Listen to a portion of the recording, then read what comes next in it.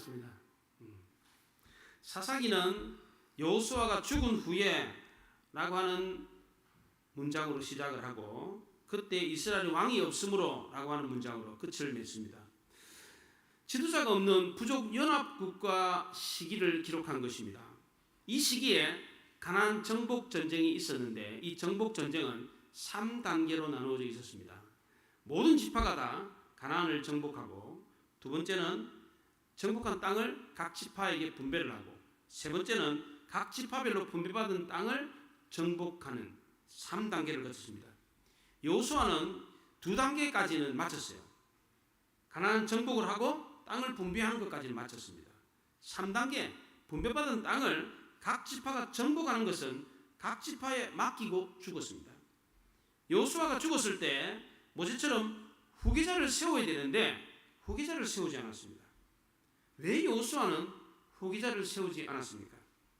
그래서 오늘날 이스라엘은 왕이 없으므로 큰 혼란을 겪었고 무려 약 400년 동안 하나님의 말씀이 없는 암흑 역사를 경험하게 되었습니다.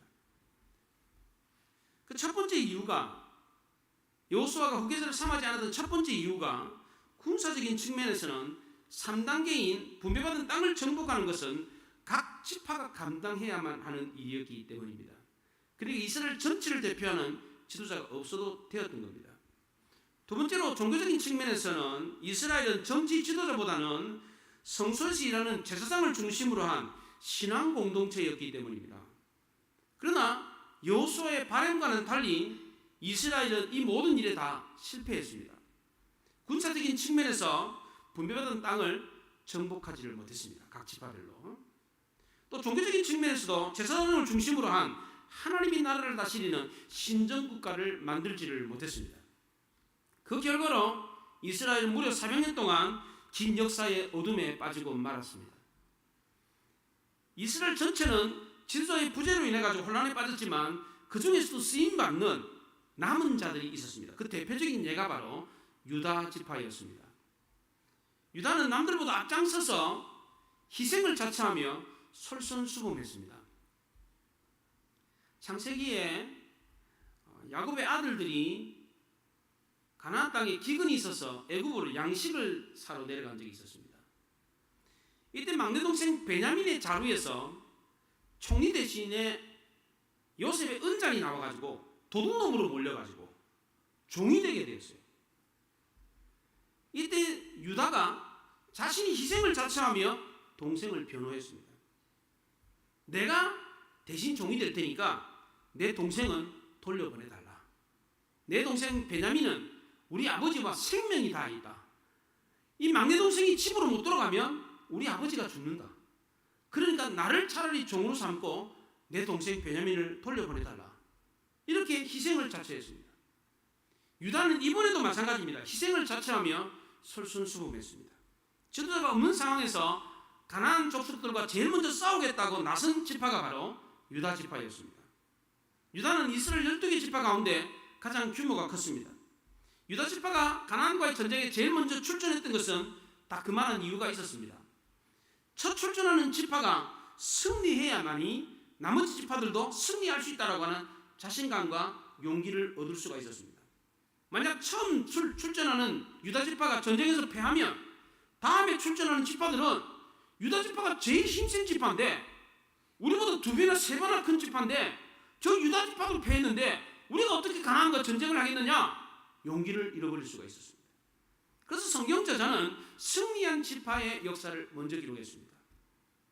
그래서 사사기 1장에는 대표적으로 유다 지파 그리고 요셉 족속이 승리한 역사를 먼저 기록했습니다.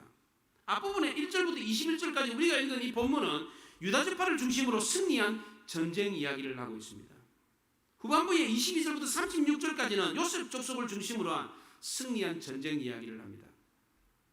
먼저 유다 지파를 중심으로 승리한 전쟁 이야기는 예루살렘을 놓고 대조를 이루고 있습니다. 유다 지파는 예루살렘 성을 공격해서 승리했고 베냐민 지파는 예루살렘 성을 정복하지를 못했습니다. 땅을 분배받을 때 이 예루살렘은 아직 정복되지 않은 땅이었습니다. 그래서 어느 지파에게도 나누어 주지를 못했는데 지리적으로 이 예루살렘은 베냐민 지파와 유다 지파 사이에 있었습니다. 이 두 지파 사이에 놓이는 예루살렘은 차지하는 사람이 임자였습니다. 그런데 이곳은 쉽게 정복할 수 있는 땅이 아니었습니다. 산성으로 이루어진 견고한 성이 있었습니다. 과거에 여호수아가 정복했던 여리고보다도 훨씬 더 강력한 성이었습니다. 이런 예루살렘을 베냐민은 정복하지 못했는데 유다는 정복을 했습니다.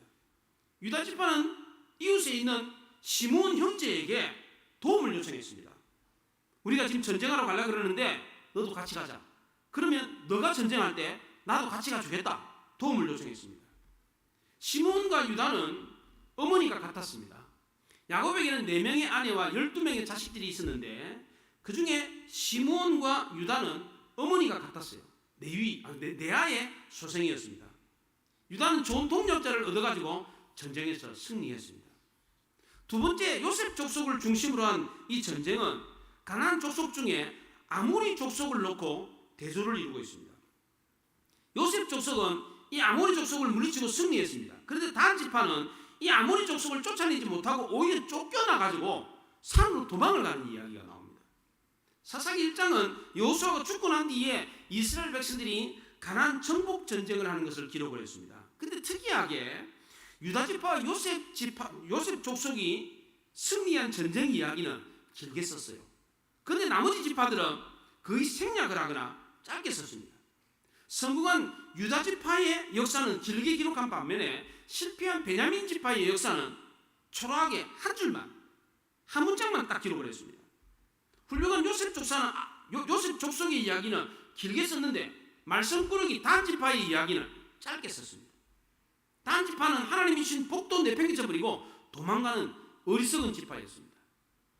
오늘 본문에 이 전쟁 이야기 속에 내러티브가 2개가 들어있어요. 이야기가 두 개가 들어있습니다.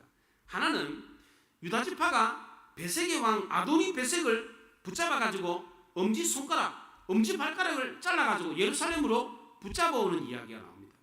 또 다른 하나는 갈렙의 딸 악사가 오니엘과 결혼을 해서 땅과 샘물을 얻는 이야기가 나와요. 성경 저자는 1장 서론 부분에 느닷없이 적장에 엄지발가락을 잘랐다 이 얘기를 합니다. 또 역사에서 별로 중요하지도 않은 한 여자가 결혼한 이야기를 하고 있습니다. 왜 이런 이야기를 성경에 기록했습니까? 첫째는 유다가 적장인 아도니베섹을 죽인 것은 하나님의 공의로운 심판이었다는 것을 알려주기 위해서였습니다. 둘째는 이 악사의 이야기, 악사라고 하는 여자가 이 결혼을 하면서 도전에서 하나님이 주시는 놀라운 복을 받았기 때문입니다. 유다 지파는 베색에서 1만 명을 물리치고 이 베색의 적장인 아도니 베색을 사로잡았습니다. 이 베색이라는 말은 빛이 난다 그런 뜻입니다. 모래사막에 모래가 반짝반짝 빛이 나잖아요. 유다 땅 남쪽 땅을 베색이라고 그랬습니다. 베색. 이 아도니 베색이 왕인데 과거에 그 주변에 70명의 왕들을 물리치고 그들의 엄지발가락을 잘랐어요. 그리고 상에서 떨어지는 부스러기를 먹게 했습니다. 유다 지파가 이 과거 민족사를 알고 적장을 붙잡아가지고 그 아도니 베색이 했던 그대로를 갚아줬습니다. 엄지손가락 자르고 엄지발가락을 잘랐어요. 그 당시에 엄지발가락을 잘랐던 것은 무기를 더 이상 잡지 못하도록 도망가지 못하도록 하는 전쟁의 풍습이었습니다. 또 상에 떨어지는 부스러기를 먹게 했던 것은 노예 취급을 하는 아주 부끄러움을 주는 그런 행위였습니다. 유다 지파는 이 전국의 포로를 이렇게 잔인하게 다루었던 아도니 베색을 붙잡아가지고 엄지발가락 잘라가지고 예루살렘 성으로 끌고 갔습니다. 그 당시에 예루살렘 성은 여부수 족속이 살고 있었는데 그 성문 앞에서 여부수 족속들이 보는 앞에서 그 일대의 가장 강력한 왕이 아도니 베색을 붙잡아가지고 그를 쳐 죽였습니다. 그걸 보고 예루살렘 서민들이 기겁을 했어요. 야, 이 동네에서 가장 강력한 왕을 사로잡아가지고 저렇게 죽이는 이스라엘을 보고 벌벌벌 떨었습니다. 이 틈을 타가지고 유다가 예루살렘 성을 공격해서 그 성을 정복을 했습니다.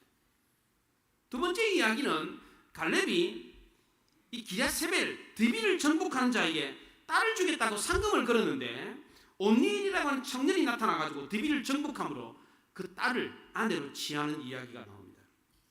갈렙은 약속한 대로 오니엘에게 딸을 아내로 주었습니다.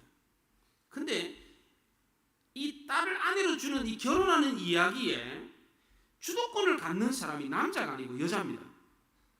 그 당시에 결혼 이야기에서는 남자가 주인공입니다.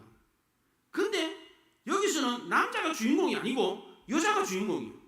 여자가 출가를 하면서 아버지에게 땅을 달라고 합니다. 그 시대의 풍습에서는 있을 수 없는 일입니다. 그 시대 남자들은 결혼을 할 때 지참금을 내게 되어 있습니다. 지참금. 여자를 데려가면 여자가 재산이었기 때문에 남의 집 재산을 가져가잖아요. 그러면 거기에 응당한 대가를 치러야 돼요. 야곱도 아내를 얻기 위해서 삼촌 나반의 집에서 7년 동안 노동을 했습니다. 다윗도 아내 미갈을 얻기 위해서 블레셋 사람의 양피 200개를 베어가지고 줬습니다. 오니엘도 역시 마찬가지로 이 악사를 아내로 얻기 위해서 전쟁에 나가서 전쟁을 수행해서 승리하고 돌아왔습니다. 갈렙은 약속대로 오니엘이 전쟁에서 승리하고 돌아왔기 때문에 자기 딸을 오니엘에게 아내로 주었습니다. 그럼 된 겁니다. 주거니 받거니 된 겁니다. 남자는 노력 봉사를 했고 딸 가진 부모는 그의 대가로 딸을 주었습니다. 그럼 끝난 겁니다. 근데 이상하게도 그 당시 결혼 풍습과 맞지 않는 일이 벌어졌습니다. 시집가는 여자 악사가 시집을 가다 말고 아버지에 와가지고 땅을 달라고 합니다. 그 당시 여자에게는 땅을 주진 않았습니다. 여자는 땅 분배를 받을 권리가 없어요. 남자한테는 땅 분배를 해줬습니다. 그런데 여자가 아버지에게 땅을 달라고 그럽니다. 악사가 출가하면서 그의 남편 온니엘에게 아버지에게 밭을 구하자. 여기 밭을 구하자는 말은 밭을 달라고 하자 이런 뜻이 아닙니다. 남편 온니엘은 전혀 생각이 없었어요. 그런데 악사가 남편에게 아주 강력하게 재촉을 했습니다. 악사는 시집 가기 위해서 나귀를 타고 있었어요. 나귀를 타고 가다 말고 나귀에서 내렸습니다. 여기 내리다라는 말이 그냥 한글 성경에는 내리다 이렇게 되어 있는데 영어 성경에는 떨어지듯이 내리다. 싱크 다운, 싱크홀 있잖아요. 갑자기 푹 꺼지는 것처럼 나귀에서 확 내려가지고 아버지 앞에 무릎을 줄줄 꿇고 막 최고의 경의를 표했습니다. 이때 아버지 갈렙이 깜짝 놀랐어요. 시집가다 말고 여자가 딸이 내려가지고 넓적 엎드리니까 뭐 때문에 그래? 왜 그래? 뭘 원하냐? 이랬습니다. 이때 악사가 아버지에게 땅을 달라고 그랬습니다. 땅뿐만 아니라 샘물까지 달라고 그랬어요. 악사가 요구한 땅은 남방 땅이었습니다. 이 남방 땅은 물이 없는 건조한 지역입니다. 사막과 같은 땅이에요. 그 사막과 같은 땅, 농사도 지을 수 없으면 그럼 뭐합니까 그게? 그래서 악사는 땅과 함께 샘물도 달라고 그랬어요. 그랬더니 갈렙이 딸에게 윗샘도 주고 아랫샘도 줬어요. 악사는 결혼 선물로 땅과 함께 샘물까지 받았어요. 그 시대에 있을 수 없는 일이 벌어진 겁니다. 왜 이걸 성경에 기록했습니까? 하나님은 구하는 자에게 불가능한 것도 구할 수 없는 것도 준다는 겁니다. 악사는 아버지에게 구함으로 아버지의 축복을 받았습니다. 그 당시의 풍습으로는 도저히 용납될 수 없는 일이었고 구할 수도 없는 일이었는데 그 일이 가능했다는 겁니다. 가능성이 없어 보이는 일이 현실이 되었습니다. 우리는 하나님의 자녀입니다. 얼마나 감사한 일입니까? 그런데 우리는 하나님의 자녀가 되었다는 이 신분을 얻은 것으로만 만족해서는 안 됩니다. 우리는 하나님의 자녀라고 하는 권리를 행사할 수 있어야 돼요. 하늘에 계신 우리 아버지는 어떤 분입니까? 모든 것을 다 가지고 계신 만왕의 왕이시고 만물의 주인입니다. 하나님이 모든 것을 다 갖고 계시는데 왜 다 갖고 계시는 겁니까? 하나님이 욕심이 많아서? 하나님이 천지 만물을 만드셨어요. 왜 만들었습니까? 그거? 심심해서 만들었습니까? 자기 좋으라고 만들었습니까? 그렇지 않습니다. 우리 보라고. 우리를 위해서 우리에게 주려고 만들었어요. 그런데 하나님의 자녀인 우리가 그 하나님께 그것을 구하지 않는다면 하나님이 갖고 있는 그 많은 것, 그 모든 것은 다 무슨 소용이 있습니까? 하나님은 주고 싶어서 안달인데 달라고 하지 않으면 하나님 아버지는 얼마나 답답하겠어요? 얼마나 안타깝겠어요? 악사는 아버지에게 땅과 샘물을 달라고 했습니다.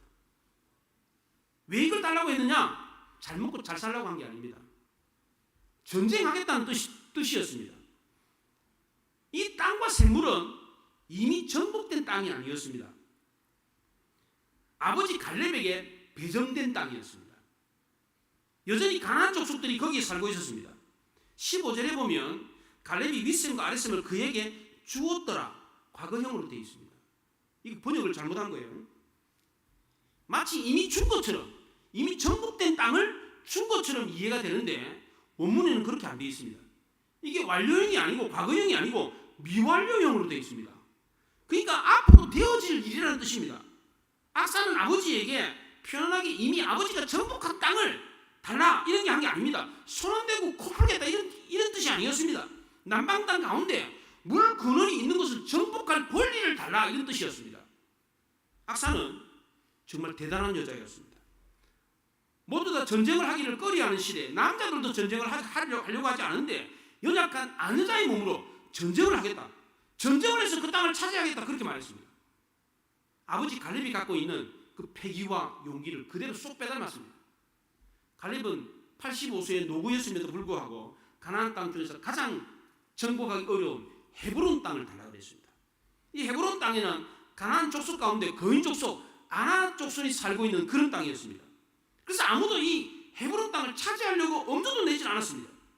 갈렙은 비록 헤브론에 거인 족속이 살고 있다고 할지라도 하나님이 함께 하시면 능히 그 땅을 차지할 수 있다라고 하는 믿음을 가지고 도전을 했습니다. 그의 도전은 곧 현실이 됐습니다. 그는 그 땅을 차지했고 갈렙이 차지한 이 땅은 훗날 갈렙의 후손인 다윗이 이스라엘 왕국을 건설하는 데 기초가 됐습니다. 악사는 그 아버지의 그 딸이었습니다. 악사 역시도 남방 사막 땅을 달라고 그랬는데 이 땅에 가나안 족속들이 살고 있었습니다. 사막이라고 비어있는 땅이 아니었습니다. 유다 지파가 시므온과 연합해가지고 오늘 본문에 빼앗았던 점령했던 땅 베색, 헤브론, 드빌, 스밧 이 모든 땅이 다 유다 남쪽에 있는 땅들입니다. 여기에 가나안 족속들이 다 살고 있었어요. 그것도 무시무시한 아주 강력한 족속들이 살고 있었습니다. 그 주변에 70명의 왕을 죽이고 그렇게 떵떵거리고 힘있게 살았던 아도니 베색도 이 베색이라고 하는 땅도 유다 남쪽 땅입니다. 그런데도 악사는 연약한 안사의 몸임에도 불구하고 두려워 떨지 않고 그 땅을 달라고 도전을 했습니다. 하나님은 믿음을 갖고 약속을 붙잡고 기도하며 도전하는 자에게 복을 주십니다. 행위 그것이 힘들고 불가능해 보인다고 할지라도 구하면 하나님은 어떻게 하십니까? 주신다는 거예요. 옛날부터 유대인들은 기도할 때에 손가락으로 성경을 짚어가면서 기도를 했어요. 하나님, 악사가 그의 아버지 갈렙에게 땅 주십시오, 샘물 주십시오 했더니 그의 아버지가 여기 보니까 땅도 주고 샘물도 줬네요. 여기 보니까 여기. 여자한테는 주면 안 되는데 여자한테 줬네요. 근데 왜 우리는 안 주십니까? 난 남자인데 구하면 안 되는 것도 구했더니 줬는데 왜 난 안 줍니까? 하나님 뭐라고 그랬어? 나 그런 적 없는데 시침이 뗄 수가 없어. 여기 보십시오. 여기 줬잖아. 여기 불가능한 것도 다 했는데 줬잖아요. 근데 왜 안 주십니까? 손가락으로 딱 짚어가지고 이렇게 기도를 했어요. 이게 유대인들의 기도 방법이에요. 우리는 어떻게 해야 돼요? 그런데요? 우리도 그렇게 기도하라는 거예요. 하나님 여기 보십시오. 구할 수도 없는 걸 구했는데 줬잖아요. 근데 왜 난 안 주십니까? 난 누군데? 나는 하나님 딸 아닙니까? 나는 하나님 아들 아닙니까? 주십시오. 그 하나님 꼼짝 못하고 준다는 거예요. 하나님은 약속의 말씀을 붙들고 그대로 순종하면서 구하는 자에게 그대로 응답해 주십니다. 그러나 하나님의 약속을 믿지 못하고 구하지도 않는 자에게는 국물도 없어요. 중국까지 다 뺏어가 버려요. 마태복음 25장에 달란트 비유가 나오는데 한 달란트 받은 사람 어떻게 됐습니까? 그 한 달란트 뺏어가지고 누구한테 줬어요? 10달란트 가진 사람한테 줬어요. 그 일이 실제로 일어났습니다. 단지파에게 그런 일이 일어났습니다. 단지파는 그 가진 것조차도 빼앗기고 말았습니다. 베냐민 지파도 마찬가지입니다. 남쪽에 예루살렘 성이 있었는데 도전하면 자기가 차지할 수 있었는데 자기가 도전하지 않은 걸 해가지고 유다 나라, 즉 유다 지파한테 빼앗기고 말았어요. 실제로 그 일이 일어났어요. 왜 단지파가 하나님이 분배한 그 땅을 차지하지 못하고 유리방황하는 지파가 되고 말았습니까? 왜 베냐민 지파가 가장 아름다운 예루살렘을 차지하지 못했습니까? 하나님의 약속을 믿지 못했기 때문입니다. 믿음을 갖고 구하지 않고 도전하지 않았기 때문입니다. 이들은 하나님이 주신 약속의 말씀을 한쪽 귀로 듣고 한쪽 귀로 흘려버렸어요. 믿음의 도전을 하지 않았기 때문에 받지 못한 것입니다. 그러다 시몬은 어떻습니까? 형제 유다가 야, 나 전쟁하러 가는데 같이 가자. 너가 나중에 전쟁할 때 나도 같이 가줄게. 그래서 시몬이 어떻게 했습니까? 그 도전에 응했습니다. 도전받았을 때, 믿음에 대한 도전을 받았을 때 피하지 않고 함께 동참했던 이 시몬이 어떻게 됐습니까? 하나님의 약속을 받았던 유다 지파와 더불어 함께 복을 받았습니다. 갈렙이 하나님이 나에게 남쪽 땅 헤브론 땅을 주었다. 그러니 너희들도 이 헤브론 땅 바로 옆에 있는 드비를 공격해가지고 차지하는 자에게는 내가 내 딸 악사를 선물로 줄게. 상으로 주겠다. 이때 옴니엘이라는 청년이 그 도전에 응했습니다. 어떻게 됐습니까? 드비를 점령했고 악사를 아내로 취했습니다. 뿐만 아니라 그 아내 때문에 땅과 샘물까지 얻었어요. 그래서 윗샘과 아랫샘을 다 얻었어요. 보너스까지 얻었어요. 모세의 장인 이드로는 겐 사람입니다. 이 겐의 후손이 가나안 땅에 들어가지고 여리고성에 정착을 했습니다. 여리고성에 정착했던 이 겐의 후손이 나중에 남쪽으로 내려옵니다. 남쪽 유다 땅으로 내려와요. 오늘 성경 16절에 보면 모세의 장인은 겐 사람이라 그의 자손이 유다 자손과 함께 종려나무 성읍에서 올라가서, 종려나무 성읍이 여리고 성읍이에요. 올라가서 아람 남방의 유다 항무지에 이르러 그 백성 중에 거주하니라 그랬어요. 아람 남방은 헤브론에서 남쪽으로 35km 떨어졌습니다. 여리고에서 아람 남방까지는 85km예요. 85km면 여기서 한 평택 가는 그런 거리입니다. 상당히 먼 거리예요. 이 먼 거리까지 가족들이 몽땅 다 이사를 했어요. 이사를. 그런데는 어떻게 됐습니까? 다윗 시대에 다윗이 주는 복을 받았어요. 다윗이 시글락에서 아말렉과 전쟁을 해가지고 전리품을 얻어옵니다. 이때 이 전리품을 겐 사람한테도 나눠줍니다. 겐 사람은 하나님과 함께하는 다윗이 하나님이 다윗과 함께한다는 이 사실을 알고 유다 지파가 있는 그 동네로 이사를 왔어요.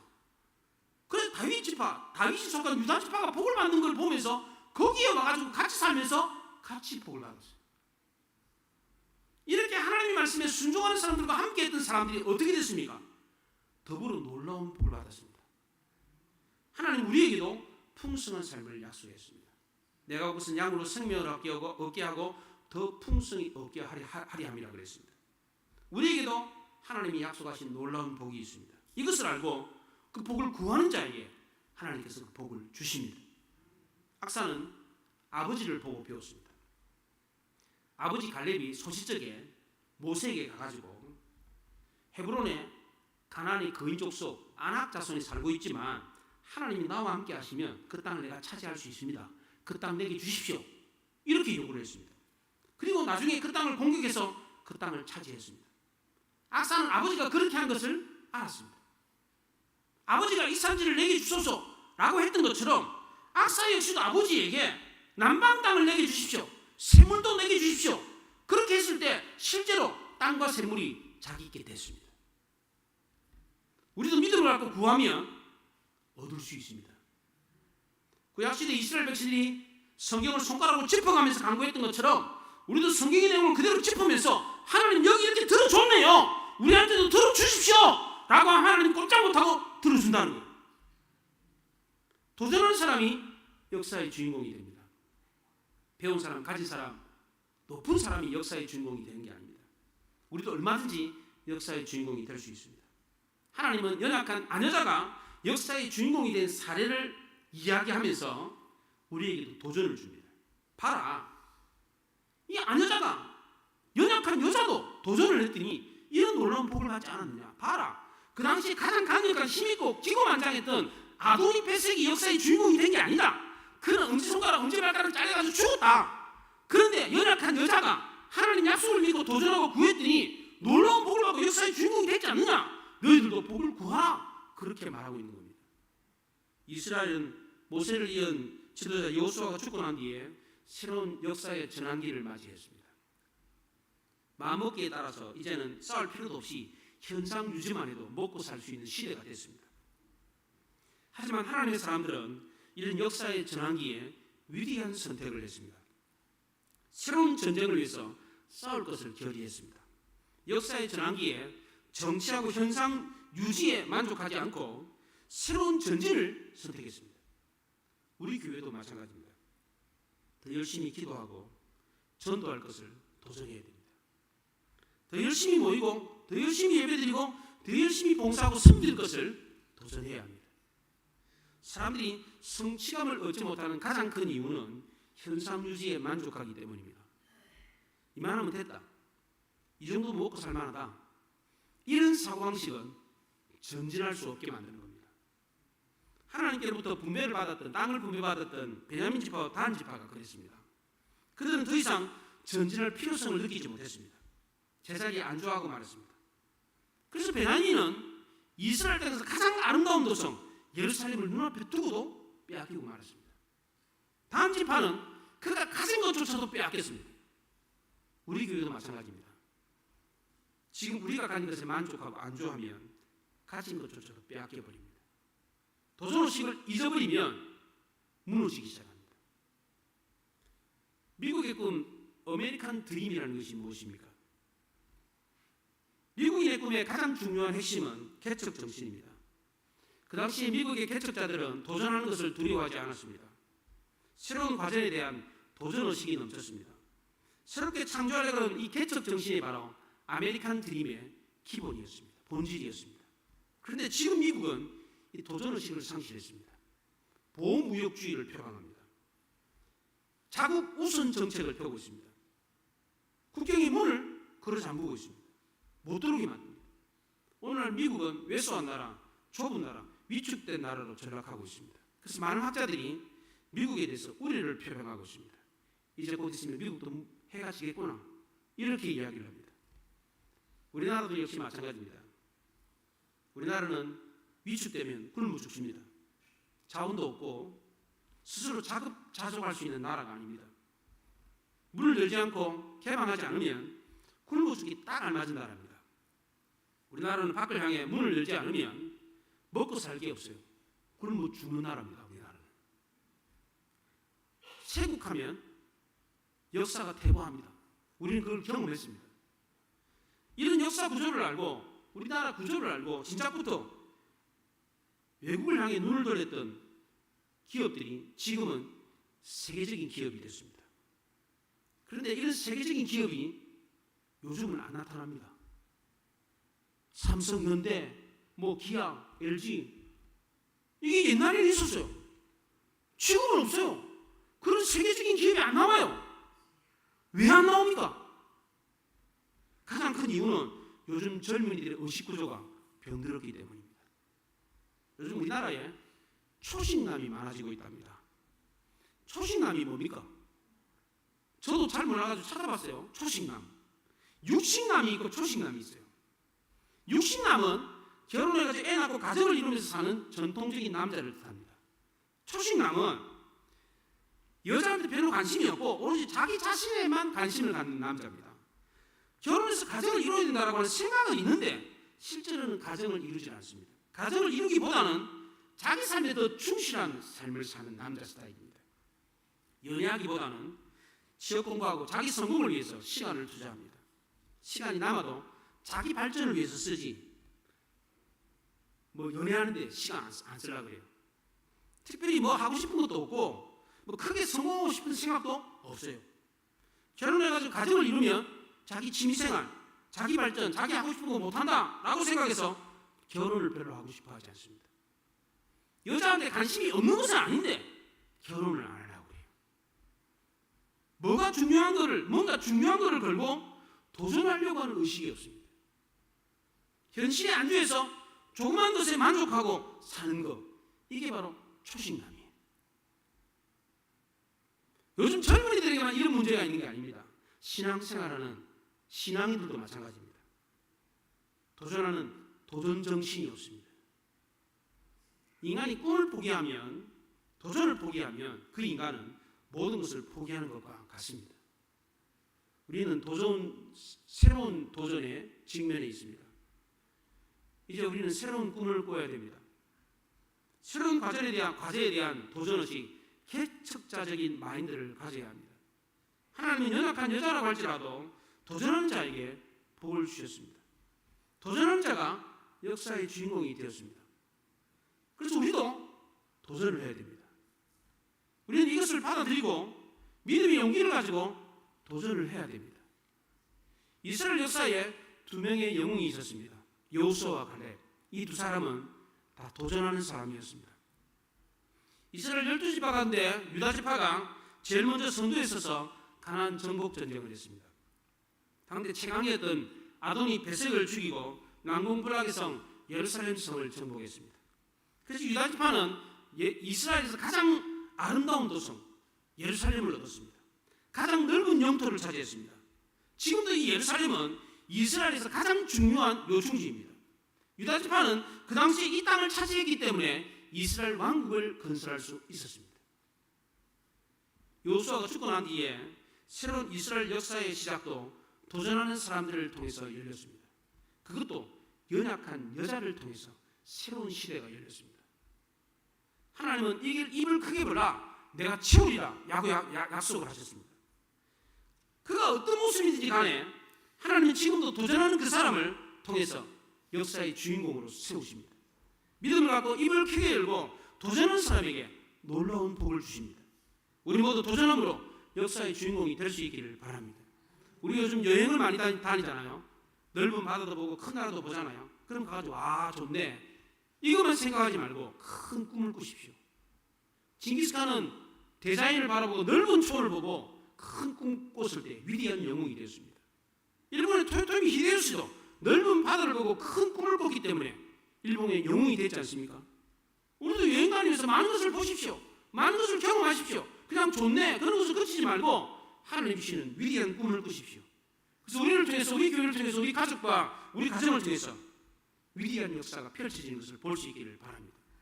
우리도 하나님의 약속을 믿고 도전함으로 하나님의 위대한 역사를 쓰는 주인공이 될 수 있기를 바랍니다. 기도하겠습니다.